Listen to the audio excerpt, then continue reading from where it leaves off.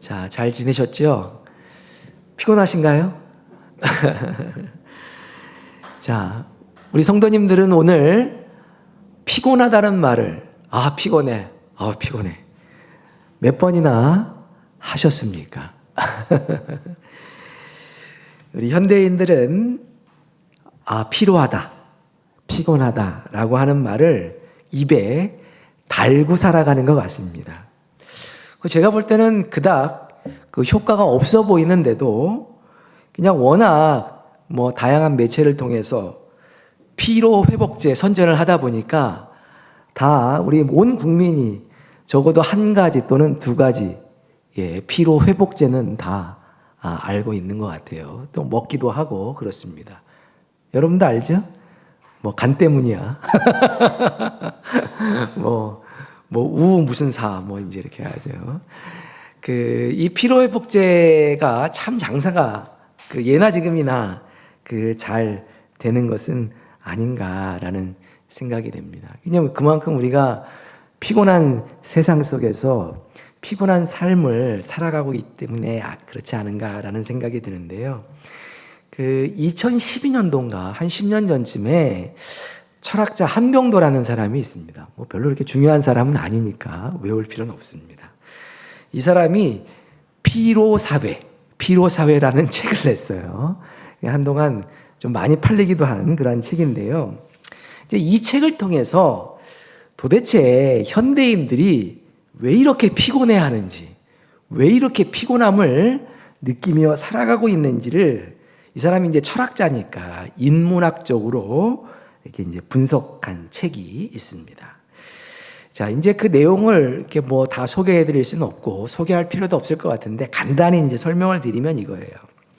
옛날에는, 과거에는 이제 우리들이 규율 사회 속에서 이제 살았다고 합니다. 이제 이게 무슨 얘기냐면 너는 이거 하면 안 돼. 너는 이거 하면 안 돼. 라고 하는 규율이죠. 규율. 이제 이런 것들에 여러 가지 이제 우리가 사회를 살아가면서 그러니까 이제 법과 제도에 의해서 뭐하면 안 된다라고 하는 이 외제적 다른 사람이 만들어 놓은 규율 속에서 살았다고 하는 것이죠. 자, 이게 뭐하면 안 돼라고 하는 이 규율을 자꾸만 강요받으면서 이 외부의 규율을 지키면서 살아가다 보니까 사람이 많이 피곤했다라고 하는 거예요. 많이 피곤했다. 반면에 오늘날에는 이제 옛날에는 규율 사회였는데 이제 요즘은 성과 사회다. 이제 그렇게 그 사람이 이야기를 했습니다. 이게 이제 무슨 얘기냐면, 그러니까 성과를 내는 것이 인생의 이제 최고의 목적인 시대 속에 살고 있다라고 하는 것이죠. 그래서 성과를 내기 위해서 이제 과잉 생산을 하게 되고, 과잉 생산을 하려면 어떻게 해야 돼요?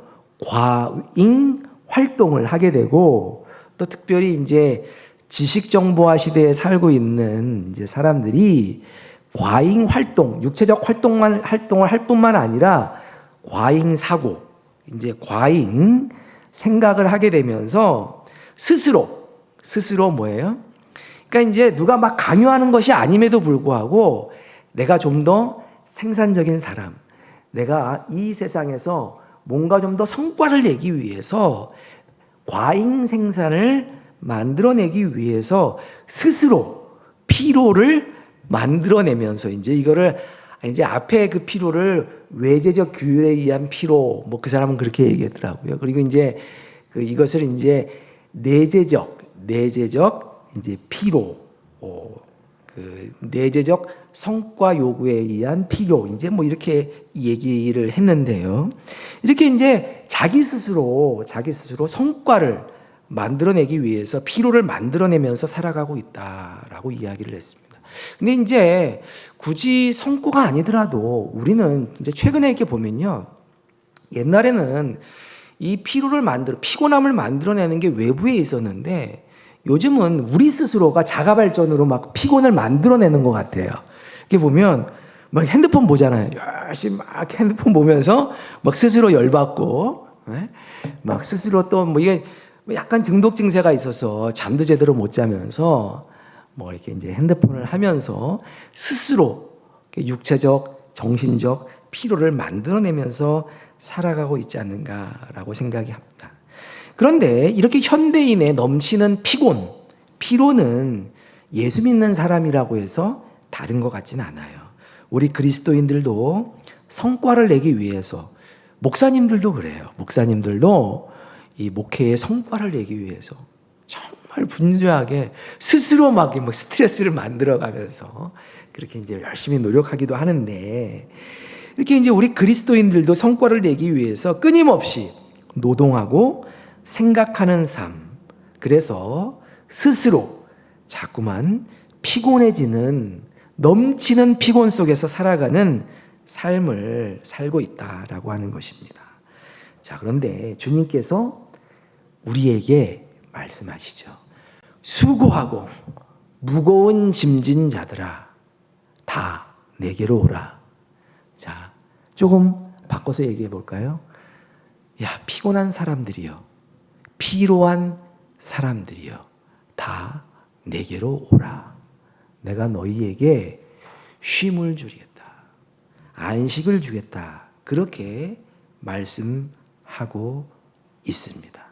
자, 그러나 그럼에도 불구하고 여전히 많은 그리스도인들이 주님께서 너희들 수고하지, 인생의 무거운 짐을 살아가고 있지, 지고 있지, 너무너무 피곤하지, 다 내게로 오라.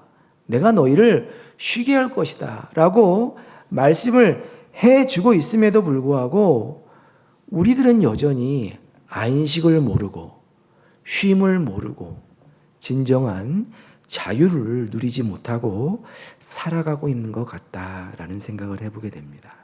자, 주님이 쉬게 해주겠다, 나에게 오면 쉬게 해주겠다 말씀하고 있음에도 불구하고 우리가 안식을, 쉼을 누리지 못하고 있는 이유는 무엇일까요? 자, 그것은 오늘 성경 마태복음 11장 29절에서 분명히 말씀하고 있습니다. 우리 같이 한번 읽어볼까요? 시작. 나는 마음이 온유하고 겸손하니 나의 멍에를 메고 내게 배우라. 그리하면 너희 마음이 쉼을 얻으리니. 할렐루야. 아멘. 자, 주님이 분명히 말씀해 주셨어요. 내게 오면 너희가 뭐를 얻을 수 있다는 거예요? 쉼을 얻을 수 있다. 근데 말씀드렸죠. 지금도 주님 앞에 나왔잖아요. 지금도 주님 앞에 나왔는데 왜 우리는 주님 앞에 나와서 이렇게 예배드리고 또 성경 공부하고 또 소그룹 모임하고 또 주님을 찬양하고 기도하면서도 불구하고 왜 여전히 주님 앞에 나왔음에도 불구하고 피곤한 삶을 살아가고 있는가? 자, 그것은 29절에서 분명히 말씀해 주고 있습니다. 자, 그것은 우리가 쉼을 얻으려면 주님께서 말씀해 주십니다. 나의 멍에를 메고 내게 배우라 라고 말씀해 주고 있습니다.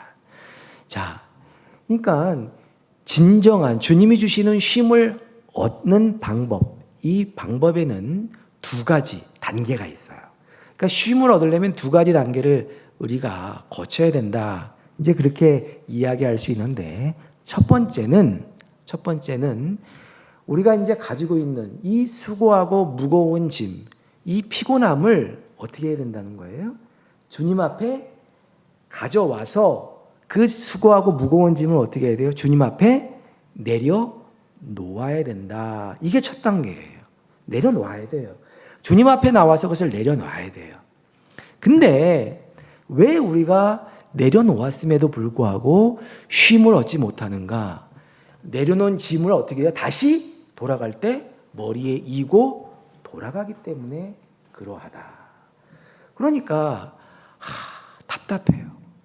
굉장히 큰 인생의 문제, 그리고 아픔, 그리고 또 사업의 문제, 여러 가지 일들로 인해서 너무너무 무거운 짐을 가지고 주님 앞에 나왔어요. 내려놨단 말이에요. 막 기도하면서 눈물도 흘리고 말씀을 드리면서 은혜도 받았어요. 그러니까 이제 내려놓은 것 같아요. 그러면 내려놨으면 됐는데 꼭 우리는 어떻게 해요? 그 내려놓은 수고하고 무거운 짐을 다시 머리에 메고 다시 예배당 문 밖을 세상 속으로 나아간다라고 하는 것입니다. 그래서 우리 어깨 위에 메어져 있는 이 수고하고 무거운 짐으로부터 우리가 벗어날 길이 없다라고 하는 것이죠. 그래서 우리는 첫 번째 단계에 머물러서는 안 돼요. 우리는 주님 앞에 나와서 우리의 수고하고 무거운 짐을, 우리의 피곤을 주님 앞에 내려놓아야 하죠. 자, 근데 이걸 다시 메고 돌아가서는 안 된다. 그러면 어떻게 해야 되느냐? 주님이 말씀하십니다. 너희는 내 멍에를 메고 내게 배우라. 그렇게 말씀하고 있어요. 자, 멍에가 뭐죠? 멍에가? 예? 옛날에 김수희 씨 노래 중에 멍에라는 게 있지 않았나요? 멍에가 뭘까요? 예, 다 아시죠? 이렇게 이제 뭐 일을 시키기 위해서 소에게 이렇게 씌우는 그걸 뭐라고 하죠? 뭐 밭을 갈 때나 짐을 이렇게 싣게 할 때, 그러니까 이제 어떤 짐을 이제 싣기 위한 도구가 이제 멍에가 되는데, 주님께서 말씀했어요. 너희는 너희 짐을 내려놓고 어떻게 해요? 내 멍에를 어떻게 해요? 매야 된다. 왜 멍에를 매야 될까요? 왜 주님의 멍에를 매야 될까요? 주님의 짐을 지어야 하기 때문에 그렇습니다. 멍에는 뭐 때문에 져요? 짐을 지으려고. 짐을 지으려고 멍에를 매는 거예요. 자, 주님께서 분명히 말씀하십니다. 자, 그런 것 같아요. 그러니까 이 원리, 우리가 내려놓고 주님께서 주시는 것을 메고 가는 이러한 삶, 이게 이제 성경의 원리죠. 그래서 이제 성경에 보면 비슷하게 계속 비슷한 언어로 그렇게 말씀하고 있어요. 너희는 너희의 육체의 소욕을 어떻게 해요? 비우고, 성령으로 너희를 어떻게 해요? 충만하게 채워야 되잖아요. 너희는 옛사람의 겉옷을 어떻게 해요? 벗어버리고 새 옷을 거룩함으로, 의와 거룩함으로 지으심을 입은 어떻게 해요? 새 옷을 입어야 되는 것이죠. 이게 항상 원리예요. 근데 우리는 항상 첫 번째 단계에 머무르게 되는 경우가 굉장히 많다는 거예요. 옷을 벗고 새 옷을 입어야 되는데 새 옷을 입지 않아요. 자, 우리가 부흥회 때에 간절하게 하나님 앞에 회개하고 기도하면서 우리의 육체의 소욕을 십자가에 못 박는다라고 하면서 여전히 어떻게 해요? 다시 그것을, 내 육체의 소욕들을 다시 마음 가운데 그냥 구겨놓고 다시 일상으로 돌아가게 되는 경우가 참 많이 있다라고 하는 거예요. 근데 주님은 내 멍에를 매라. 왜 내 멍에를 매야 되냐면, 내가 너희들에게 주는 짐을 너희들이 매야 되기 때문에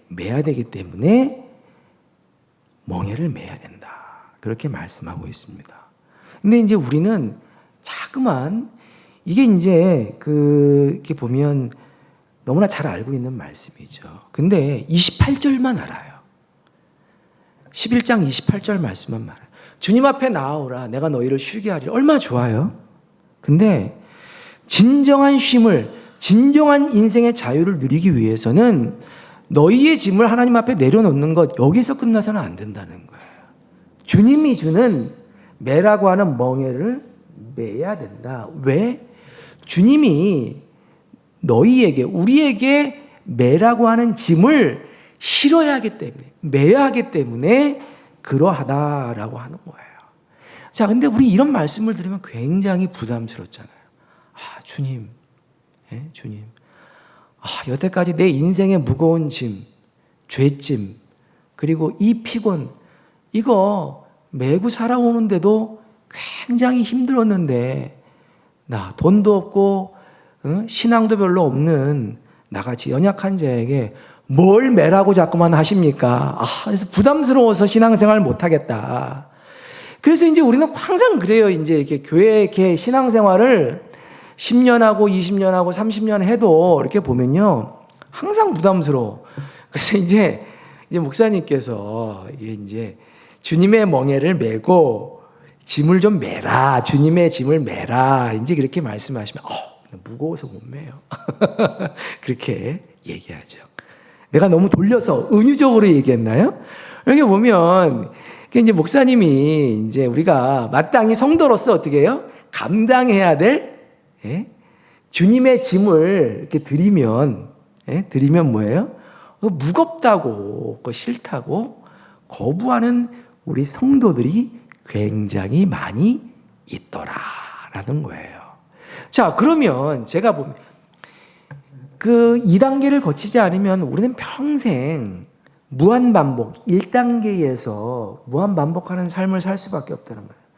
내려놓고 주님 앞에 주님이 주시는 짐을 매야 되는데 주님이 주시는 짐을 매지를 않으니까 내가 내려놨던 내 인생의 짐을 다시 메고 세상 가운데로 나가면서 무한반복, 계속 반복하는 그러한 삶을 살아가면서 우리의 신앙도 삶도 하나도 성장이 없는 그러한 삶을 살 수 있다는 것입니다. 자, 그런데 굿뉴스예요. 굿뉴스. 그게 뭐냐면 주님이 우리에게 말씀하십니다. 너희는 내 멍에를 메고 내 짐을 지라 말씀을 하시는데, 만약에 주님이 우리에게 매라 하시는 그 멍에와 그 짐이 너무 어렵고 너무 무거우면, 우리가 감당할 수가 없으면 그거를 매라고 하는 사람이 잘못이겠죠. 근데 우리 30절 말씀 같이 한번 읽어보겠습니다. 30절 말씀 너무 중요해요. 시작. 이는 내 멍에는 쉽고 내 짐은 가벼움이니라. 할렐루야. 아멘. 주님께서 우리에게 멍에를 메라 하시고 멍에에 짐을 올려놓으라. 그리고 세상 속으로 내 짐을 지고 세상 가운데로 나가라 말씀하시는데, 만약 그 짐이 너무 무거우면, 내가 감당할 수 없는 무게라고 한다면 우리는 그냥 털퍼덕 주저앉을 수밖에 없겠죠. 그런데 30절에서 분명히 우리에게 말씀해 주세요. 내 멍에는 쉬워. 내 멍에는 쉬워. 그리고 내가 너희에게 주는 짐은 가벼워. 그러니까 걱정하지 마. 걱정하지 마. 너희의 인생의 짐이 무겁고 그것으로 인해서 너희의 인생이 피곤하느냐? 내려놓으라. 내려놓으라. 그리고 너희의 짐을 내려놓고 나의 짐을 메라. 주님께서 말씀하시고 있는 것입니다. 자기의 무거운 짐에서 해방될 수 있는 유일한 방법은 내 짐을 내려놓고 주님의 멍에와 주님의 짐을 지는 것입니다. 이것은 내 생각, 내 고집을 내려놓고 주님께서 나에게 말씀하시는 그 말씀과 명령을 쫓아 세상 가운데에 나가 살아가는 것이다 말씀드릴 수 있습니다. 우리들은 흔히 이렇게 이야기해요. 매보지도 않고 져보지도 않고, 주님이 주시는 멍에 짐은 너무 무겁고 힘들다고 생각해요. 근데 주님은 오늘 우리에게 분명히 말씀하십니다. 내 멍에는 쉽고 내 짐은 가벼우니라. 할렐루야. 우리의 인생을 한번 되돌아보면 다 그런 것 같아요. 나에게 어떤 일이 닥쳐요. 그럼 우리 하나님 앞에 막 불평하잖아요. 하나님, 지금 이것도 해결 못 해가지고 내 인생의 짐 때문에 이렇게 힘든데 하나님 나에게 이렇게 무거운 짐을 맡기시다니요.